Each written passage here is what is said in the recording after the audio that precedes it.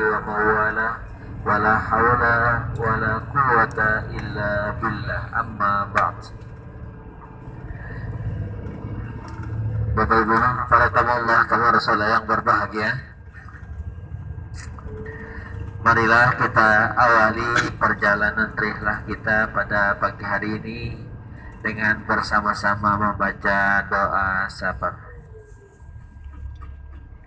Bismillahirrahmanirrahim. Bismillahirrahmanirrahim. Bismillahi. Tawakkaltu 'ala Allah. Tawakkaltu 'ala Allah. Wala haula Wala haula wala quwwata wala quwwata illa billah. illa billah.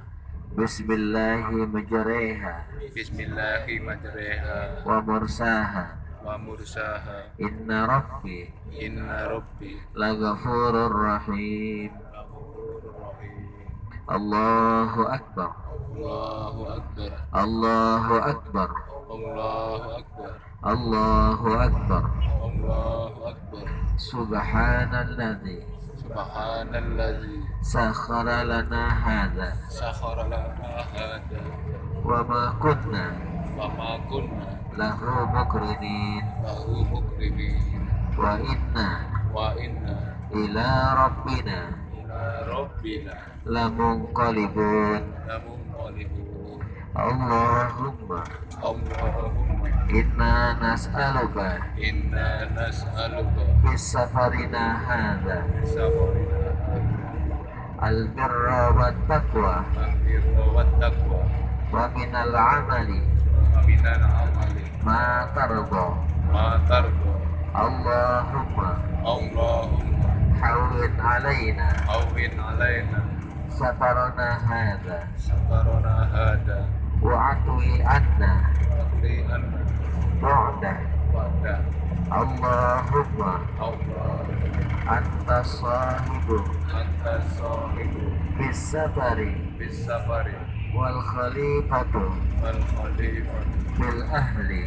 bil ahli. Allahumma Allahumma inna na'udzubika inna na'udzubika min wa'sa'is safari masa'is safari wa ka'batil manzari wa batil mangzuri wa su'il munqalabi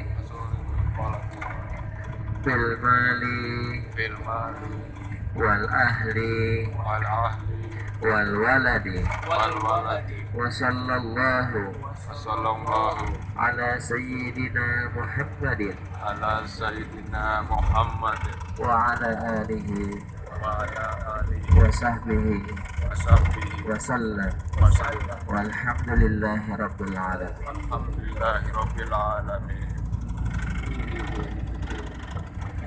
Bapak Ibu, para tamu Allah, tamu Rasulullah yang berbahagia, yang lebih awal ya Bapak Ibu kami informasikan bahwa ziarah kita pada hari ini insya Allah kita tidak akan berhenti di satu tempat pun ya, karena memang kemarin banyak bis-bis yang di Regia ya, jadi kita lewat di satu tempat cuman kita ceritakan ya Bapak Ibu, kita tidak mampir. Kemarin masih kita mampir minggu kemarin di Jabal Sur ini ya, mas sekarang sudah tidak boleh lagi.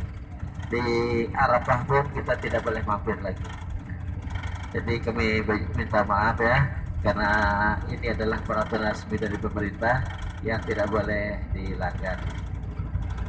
Ini di depan Bapak Ibu lurus ya, gunung yang tinggi ini adalah Jabal Sur ya, Gunung Sur, di mana di bagian puncaknya itu ada sebuah gua ya, tidak terlalu besar ya, kecil, mungkin kalau duduk 2 orang 3 orang ya bisa di dalamnya.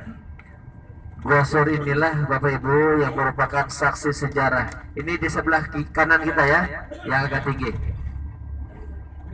Dialah menjadi saksi sejarah dari perjalanan awal Rasulullah SAW pada ketika mau berangkat hijrah menuju ke Madinah Al-Munawwarah yang pada ketika itu masih bernama Yasrib.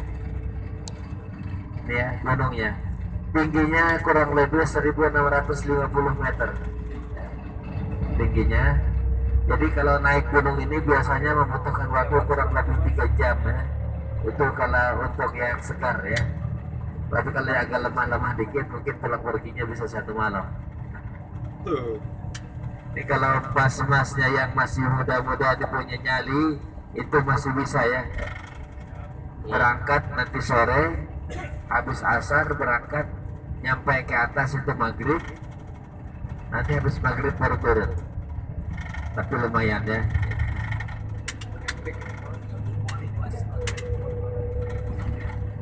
Rasulullah Shallallahu Alaihi Wasallam pada awalnya beliau sangat disenangi, sangat disukai oleh orang-orang yang berada di Mekah.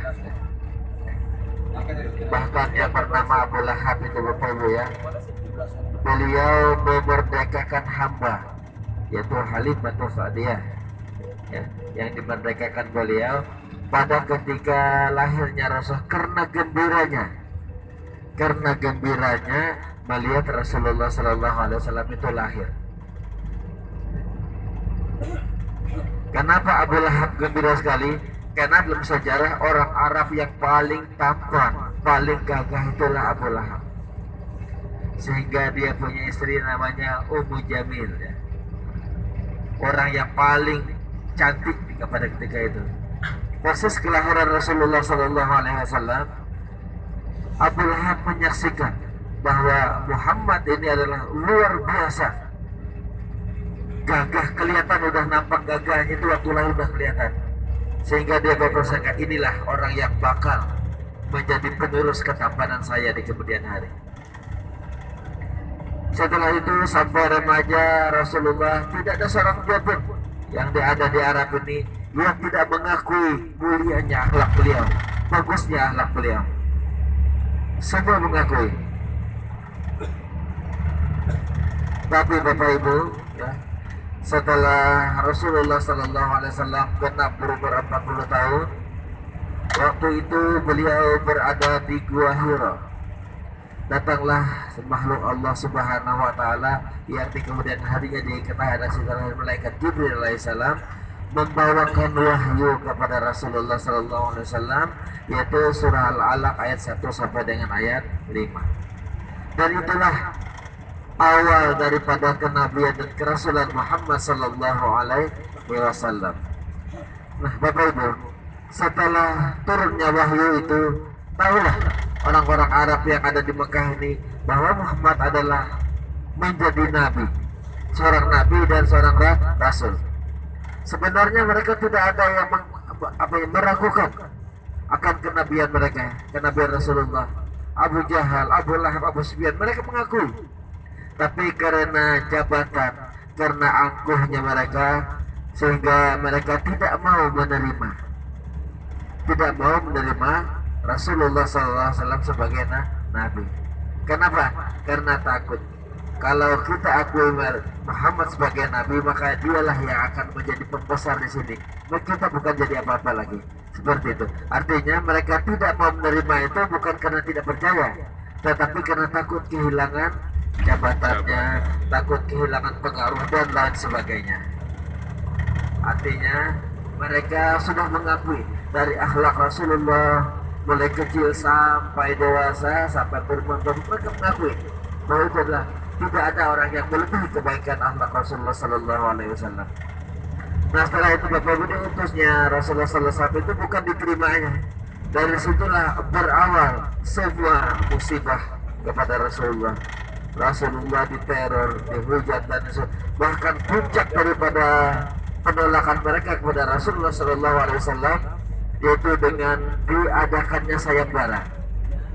Barang siapa yang bisa membunuh Muhammad atau membawa Muhammad hidup atau mati, kata tokoh-tokoh ini, akan dihadiahkan 100 ekor onta. Zaman itu Bapak Ibu, yang menjadi patokan kekayaan seseorang adalah binatang ternak. Karena mobil belum ada ya. Sementara rumah-rumah itu semuanya biasa-biasa saja. Rekening-rekening masih belum ada yang buka. Jadi yang menjadi kekayaan itu patokannya adalah banyaknya binatang ternak. Sehingga pada ketika itu diupah. Siapa yang mampu benar Rasulullah itu adalah akan diberikan ganjaran sebanyak 100 ekor unta. Ya, ini betul-betul adalah daerah Mina. Ini Mina, di kiri kanan, di sebelah kiri kita ada Jamarat, tempat melontar jumrah. Jadi insya Allah kalau Bapak Ibu sudah mendaftar untuk ikut haji baik reguler ataupun plus, atau yang sudah di sini tempat melontar jumrah. Ini Bapak Ibu, di sebelah kiri kita ada gedung yang berwarna coklat. Ini bagian bawah itu adalah maktab 111. Alhamdulillah NRA di sana tempatnya Bapak Ibu ya. Pada untuk ONH plusnya, insya Allah NRA termasuk yang terdekat ya bersama dengan yang lainnya ONH plusnya. Jadi kurang lebih sekitar 30 meter dari tenda itu kita sudah bisa nyampe menuju ke eskalator untuk naik ke Jamarat. Inilah tenda-tenda abadi yang berada di Mina ya Bapak Ibu. Sebelah kanan kita ada terowongan dia, di situ ada terowongan Muasim, terowongan yang mana pernah terjadi peristiwa Mina tahun 90 ya, yang menelan banyak sekali korban. Ya. Hari ini memang kita pintas sekali ya Bapak Ibu. Yang ke Arafah sudah tidak ada lagi. Sebenarnya perjalanan kita hanya untuk menuju Ji'ranah. Cuma karena kita masih melewati daerah-daerah yang seperti Jabal Sur dan Mina, kita lewati kebetulan aja ya. Ini di ujung terowongan ini sebelah kanan, ini adalah tenda-tenda untuk daerah Asia Tenggara ya, terutama Indonesia, Malaysia, Brunei, Singapura yang haji reguler. Dan kita semakin menempati tenda-tenda yang berada di sebelah kanan ini. Ini jauhnya Bapak Ibu kurang lebih 6 km menuju ke tempat pelontaran jumrah. Nah, ini adalah tenda-tenda Indonesia untuk reguler ya Bapak Ibu. Tapi Indonesia tendanya berada agak ke bawah, ya, agak ke bawah, bukan yang di atas dia. Ini yang di bawah ini adalah tenda-tenda Indonesia. Jadi kalau Bapak Ibu sudah mendaftar untuk haji reguler, insya Allah Bapak Ibu akan bisa menempati tenda-tenda ini nantinya.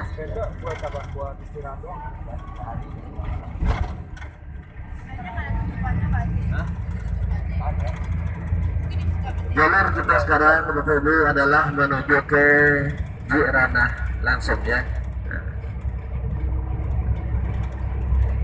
Dari sini kurang lebih 30 menit ya Bapak Ibu, insya Allah kita akan sampai menuju ke Ji'ranah. Di Mekah Al-Mukarramah tidak seperti daerah lainnya Bapak Ibu ya. Di Madinah hanya memiliki satu mikot ya, yang mana cuman Bir Ali lah satu-satunya mikot orang Ahlul Madinah. Sementara kalau kita dari Indonesia, kita dari Lamlam ya, mikotnya kita orang Indonesia apabila kita langsung menuju ke Mekah Al-Mukarramah. Dan rata-rata satu daerah itu cuma memiliki satu mikot kecuali Mekah Al-Mukarramah. Di Mekah ini ada 3 tempat pengambilan mikot yang bisa menjadi pilihan untuk kita semua ya. Yang pertama adalah Tan'im atau Tanaim. Itu adalah mikot yang terdekat dari Masjidil Haram, jaraknya kurang lebih 8 km. Tanaim ini disebut juga dengan Mikotun Nisa. Nah, mikotnya perempuan, mikotnya ibu-ibu. Kenapa dikatakan demikian? Karena Tanaim adalah orang yang pertama kali mengambil mikot adalah Sayyidatuna Aisyah radhiyallahu anha. Ibu kita yaitu Ummul Mukminin itu Siti Aisyah. Beliaulah yang pertama kali mengambil mikot pada ketika itu di Tan'im. Maka dibangunlah di sana sebuah masjid sebagai tempat berniat untuk orang yang mau mengambil mikot di sana dengan nama Masjid Aisyah. Udah ada yang datang kemarin ya? Sudah. Alhamdulillah ya. Saya. Yang kedua, Bapak Ibu, mikot yang berada di kota Mekah ini mikot yang pertengahan ya, yaitu Ji'ranah atau Ji'ranah. Jaraknya dari Masjidil Haram kurang lebih 17 km. 17 km dari Masjidil Haram kita sudah sampai ke Jiranah. Dulu di sini ada sebuah sumur Bapak Ibu, yang mana sumur itu pernah diludahi Rasulullah Sallallahu Alaihi Wasallam, yang mulanya airnya itu mengandung racun ya, tapi setelah diludahi Rasulullah Sallallahu Alaihi Wasallam, airnya berhenti menjadi air racun dan bahkan menjadi air obat. Subhanallah. Cuma sayang, Jiranah itu sekarang sudah tidak berfungsi lagi sumurnya. Mungkin kalau Pak Ustadz ya, yang Ustadz Muhammad yang di belakang, beliau pasti boleh jadi zaman dulu mungkin sempat mandi ya di sumur Jiranah. Dan sekarang ini sudah tidak terpelihara lagi. Bahkan pernah kita melihat ke dalam itu, sumur itu sudah penuh dengan daun-daun kayu. Sayang sekali sebenarnya ya. Kenapa? Ada sumur sangat bersejarah sekali. Karena Rasulullah dulu pada ketika mengambil mikot dari Jiranah, beliau mengambil air dari sana untuk minum, untuk mandi dan lain sebagainya. Yang ketiga, mikot yang ada di kota Mekah yang bisa menjadi pilihan untuk kita semua, yaitu Hudaybiyah. Hudaybiyah jaraknya kurang lebih 24 km. Dia berada di daerah Sumaisi namanya ya, Jalan Jeddah Mekah Lama. Nah, di sana juga sekarang Bapak Ibu masih banyak nanti orang-orang yang mengembalakan onta ya. Nah, kalau ada yang mau minum susu onta atau mau minum air kencing onta, nanti bisa berangkat ke Hudaybiyah untuk mencarinya. Di sana insya Allah lewat sedikit daripada mikot itu ada.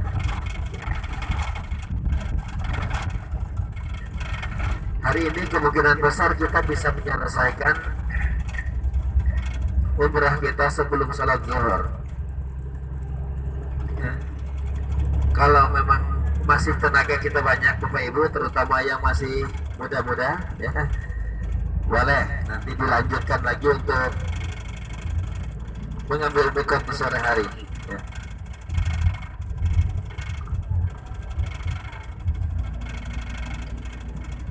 Gak seru jadinya Bapak Ibu ya, karena kita tidak ada mampir sedikit pun. Kalau minggu kemarin kita masih turun di Jabal Sur, kita bisa foto-foto. Di Jabal Rahmah kita masih berikan kesempatan kepada jemaah yang kuat untuk naik. Tetapi hari ini bisa dapat izin dari pemerintah Saudi, cuma tidak boleh turun, berangkat dari hotel langsung menuju ke Jiranah. Tapi alhamdulillah juga ya, paling tidak untuk umrah kita yang kedua bisa kita laksanakan. Andai kata memang tidak diberi izin ya apa boleh buat ya, kita juga tidak bisa berkeras hati untuk mau berangkat. Kenapa? Yang kemarin itu kita tidak diperbolehkan, ada beberapa bis yang berangkat. Itu dendanya kena 10.000 satu bis yang berangkat itu. Kurang lebih 40 juta kena denda. Itulah pemerintah Saudi ya Bapak Ibu. Kalau yang tidak boleh sekali, tidak boleh. Nggak bisa ditawar-tawar seperti kita di Indonesia ya. Di sini sekali tidak boleh, tidak boleh. Ada yang melanggar, denda yang jalan. Seperti yang kami ngomongkan kemarin waktu di Madinah ya, mungkin di antara bapak-bapak dan ibu-ibu ada yang mau mewakafkan Al-Quran ke Masjid Nabawi, yang kemarin mau kita bantu bisa ya. Al-Quran yang bisa diwakafkan di sana hanya satu jenis ya Bapak Ibu, yaitu Al-Quran Mushaf Madinah. Al-Quran cetakan pemerintah yang asli, yang resmi. Selain daripada itu tidak diperbolehkan. Jadi yang dijual-jual di luar itu kebanyakan adalah Al-Quran biasa, yang bukan Mushaf Madinah. Kita taruh 1 jam aja belakangan, paling lama itu setengah hari, itu udah dikeluarin dari masjid. Oleh sebab itu, kalau memang kita semua mau lama ya, bertahan lama wakaf kita di sana, satu-satunya adalah harus menggunakan Mushaf Madinah. Dan Mushaf Madinah ini ada 2 jenis ya yang beredar sekarang. Ada satu jenis itu yang murah, itu bertuliskan wakaf Malik Salman del Haramain la yajuzu bai'uhu, atau wakaf dari raja yang dikhususkan untuk Masjid Mekah dan Masjid Madinah dan tidak boleh diperjualbelikan. Itu waktu distribusinya dulu tuh banyak diselewengkan, banyak sekali, dan sekarang beredar di pasaran banyak sekali. Nah, kadang-kadang kita temukan juga mushaf Madinah yang harganya murah, cuma barangnya adalah selundupan. Nah, kita bahas seperti itu. Barang itu memang sah, boleh kita taruh di masjid, tapi sesungguhnya awalnya itu adalah wakaf daripada raja. Cuma ada orang-orang yang tidak bertanggung jawab, diselewengkan, dan itu dijual. Dan itu harganya bisa murah. Tapi yang kita tawarkan untuk Bapak Ibu semuanya adalah kita mencari betul-betul Al-Quran yang khusus dicetak oleh pemerintah memang untuk diperjualbelikan. Nanti Al-Quran Mushaf Madinah yang tidak ada tulisan di depannya, yang wakaf raja yang tidak ada tulisannya, dan itulah yang sesungguhnya yang diperjualbelikan. Tapi beredar di sini di Mekah juga di Madinah yang sesungguhnya tidak boleh diperjualbelikan tapi diperjualbelikan. Itu banyaknya. Nah, sekarang kalau memang di antara Bapak Ibu ada yang ingin menyumbang ya untuk mewakafkan Al-Quran, insya Allah luar biasa ya pahalanya Bapak Ibu. Di Masjidil Haram ini 100.000 ya gandanya. Artinya kita taruh Al-Quran, anggap aja 1 tahun 1 juz saja Al-Quran kita sempat dibaca oleh orang, berarti tidak sama dengan 100.000 juz. 100.000 juz mungkin sama dengan berapa khatam Quran ya? Mungkin 3.000 kali ya, hampir 3.000 kali khatam Al-Quran kita. Dan itu tidak akan mungkin kita bisa menyamai fadilahnya, kelebihannya, andai kata kita seumur-umur membaca Al-Quran di Indonesia ya, apalagi kita tidak baca Quran ya. Ini sangat bagus sekali. Andai kata kita wakafkan Al-Quran ini, kita hadiahkan untuk almarhum, almarhumah, orang-orang tua kita, orang-orang yang kita sayangi yang sudah meninggal.